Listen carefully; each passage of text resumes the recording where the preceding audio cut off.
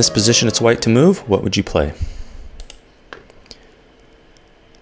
Okay, the top priority for white here is to eliminate this bishop on this diagonal, which is a key defender of this pawn, which is far into the white position. So we want to go knight to h4 right away. If the bishop goes to g6, we can take it out and then play something like rook c1 next, try to win this pawn. Bishop e6, just play rook c1. Now there's this knight f5 idea.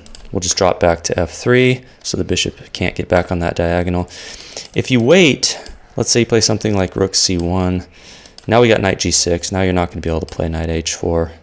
You can try to kick the bishop with h3 and g4, but after queen takes here, bishop takes, bishop a3, hitting that rook. You know, the rook moves. We got some moves like knight b6. You could play this, but now bishop here to e4. That knight's pinned. The bishop's back on that diagonal now. You can also try taking the queen first. This is alright, but it's a little bit inferior because after the knight takes, that just helps black because maybe we'll win this pawn, but black has this nice outpost on c4. You just helped his knight get to a better square, so that's not terrible. It's the second best move, but knight to h4 here is by far the best. White to move here, what would you play?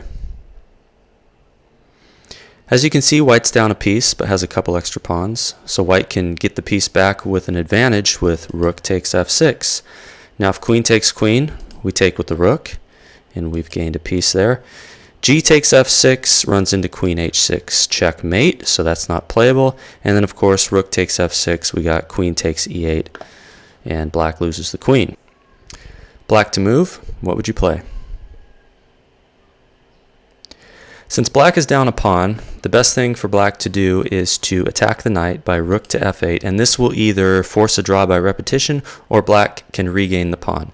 Alright, so the knight has to move. Knight e3, we'll go rook h6. Now this pawn's going to fall unless king g2 is played, but then just rook to g6 check, and it'll force a repetition. White has no other way to protect that pawn. Alright, what else can be played here? Let's take a look at knight to g3. Well, that's easy. Takes, rook to f3 check. So that's working for black. And then finally, let's look at knight to h4. We got rook to h6, and once the knight moves, then we can take this pawn here. It's worth noting that rook to f6 is not going to work due to knight to e7 check. In this position, it's black to move. What would you play? As you can see, white's a pawn up, but if he's going to have any hope of winning, he needs to play this move f4 to undouble these pawns. So we can prevent that with h5. Now if the rook moves to, let's say, g3, stays on this file, now we can play rook to f4, attacking this pawn, and f4 is not going to be played. So let's say he plays e4. Now we can play g5, and as long as there's a pawn on g5, f4 is not going to be played. We got too many pieces attacking, and of course if he takes, then we can capture with the king, and we still have 3 attackers of f4, so f4 still can't be played. This should be a draw. Now instead you might think g5 is good right here, but this is a little different because after pawn takes, rook takes, white can actually just capture like this and not worry about our passed pawn because he's going to be able to win anyway. After king to e4, what are you going to do? If you protect the pawn, well, f4 can be played. Now the king has a way to get over here and stop this pawn. You know, if you take, king takes, you know, white's winning here. If you try to just run with the pawn, we got king takes e5, and white will still win here, even though we'll queen first, h4. This is what it's going to look like. You know, f4 came with check, so the black king had to move, f5, and then, you know, we both get a queen. But here white's still winning with the 2 extra pawns. You know, black can throw in some checks, but it's not really going to work. White will actually win with the extra pawns here. White to move, what would you play? Alright, you can see that for the moment, white's a pawn up, but also there's this situation where black is threatening to take on c3, you know, and then win a pawn there. So the question is, what do we do? Defend against that? Knight to g2? Well, after queen takes c5, black's doing okay here. Better is to take on d6. Let black have the pawn on c3. Bishop takes, pawn takes, queen takes c3 check. because white's going to end up ahead in development. You got bishop d2, now the queen's got to move, c6, and we want to defend e4 here, so bishop d3 maybe. Queen takes on d6, but now knight f3. Look how far ahead white is getting in development here. This is far preferable. White's actually winning here. Here it's white to move. What would you play? Okay, white's top priority here is to create a passed pawn to combat black's passed pawns. And it should be a draw after the move g4. Now we're getting ready to play f5 with check. So let's say black just pushes forward with like c4. Now you don't want to play f5 check here because the king goes to g5. This isn't good. You push forward with the pawn, takes. The king's too close. So here we want to play h4 first. And now if black keeps pushing c3, we got f5 check. King has to go to h7 now. And now we can go e6. And as you can see, white should be able to hold this with the threat of creating his own queen. You know, pawn takes. Here's just some sample lines for c2, rook goes to c8, this kind of thing. The king will come up this way. This is a draw. Another example is if c2 is played back here, we could just take right here. White's actually winning here. All right, if black tries something back here like rook takes h3, now we're going to go rook to f8. And if black pushes the pawns, we got f5 check. And the king moves somewhere, we got e6. And now the rook is going to be helping with this file here. If takes, you know, black can draw by just perpetually checking. The king's going to have to go back and forth and keep an eye on this file behind the pawn. You don't want the rook to get here. So that's a draw by perpetual check. If instead here, black didn't take the pawn, well, this isn't going to be great. Like you go here, well, we got e7. This isn't good. You want to take the pawn. So yeah, that's how white draws. Maybe not an obvious move, g4. Here it's black to move. What would you play? Okay, black can actually win material by starting with knight takes d4, then the bishop takes. Now we go knight takes e4 with a discovery on the bishop. The point is, if bishop takes g7, now we got knight takes d2, forking the queen and rook there. Let's say the queen moves, knight takes f1. The bishop can take on f8. We'll take the bishop, bishop takes on f1, and then at the end of this, black can grab a pawn with b takes c4, and black's up, what, 2 pawns, should be winning. Back here, if you want to try knight takes e4, of course we take the bishop, and then this pawn's pinned, pressure on white there. Let's look at some alternatives for black that don't really work. You could try b takes c4 first, but then knight takes e6, hitting the black queen. You know, if you take the white queen, then knight takes c7. The rook's hit here.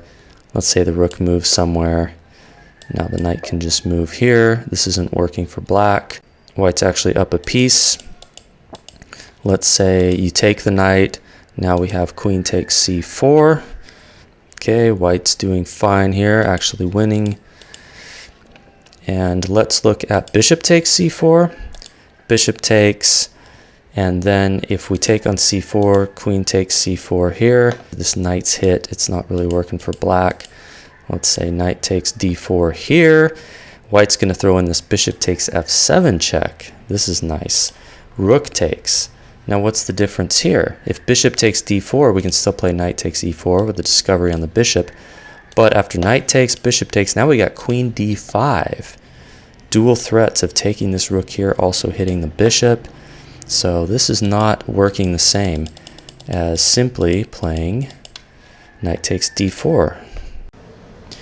In this position, it's black to move. What would you play?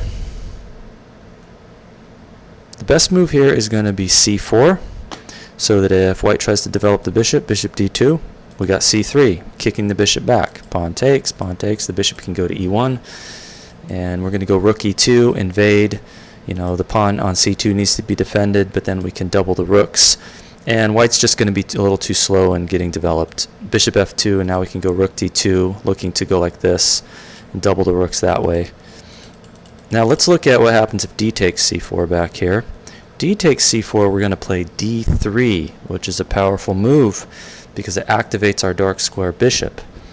Now if c takes d3, rook to e1 check, king moves, and white's actually in big trouble due to this bishop, which can help, in the attack. And let's look at instead maybe rook takes d3. We can go here check, and then we can go queen to h4. Two possible squares for mate. White is not going to last here very long. Maybe the best move is bishop to e3 to stall mate, but black will have an overwhelming advantage in this line. Black to move, what would you play?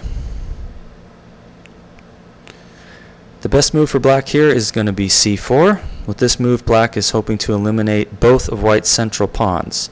So if white takes on c4, we can take, and then white gets the pawn on c4, but now this e pawn is going to fall. And as you can see, we've lost our c pawn, but we've gained both of white's central pawns, and black has an advantage here.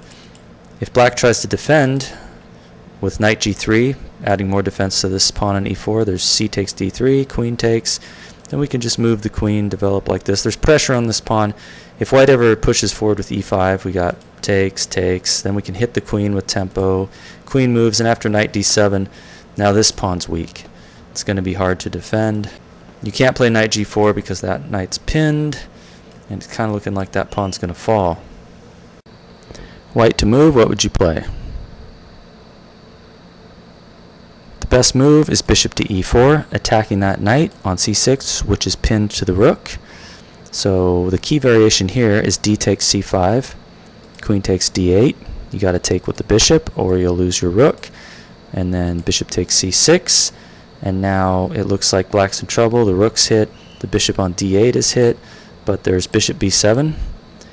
But after bishop takes, and then rook d5, hitting these two pawns at the same time, white is winning here. Maybe bishop f6 will take on c5. White has a winning game. Let's look at some alternatives back here. Instead of taking on c5, if you try to move the knight, of course we take the rook. If you try to defend with bishop d7, we just go queen takes d6, and white's winning here.